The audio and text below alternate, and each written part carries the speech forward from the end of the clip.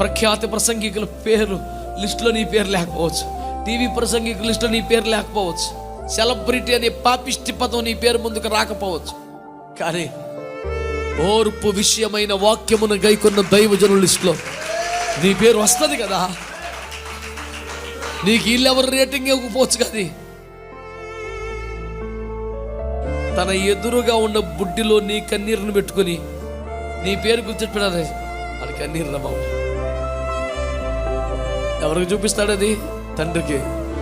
చూడు తండ్రి, వాడు మన సేవ చేస్తే ఎంత ఏడుతున్నాడు. దీన్ని బట్టి నువ్వు అన్ని క్షమిస్తావా, సహిస్తావా, తీమిస్తే ఏదోడు చేయి. మన పక్షంగా ప్లేడర్ గారు ఎవరో యేసుప్రభు. మన పక్షంగా మన తమ్ముడే, మన అన్నయ్య మాట్లాడిన రోజులు మనకు తెలుసు.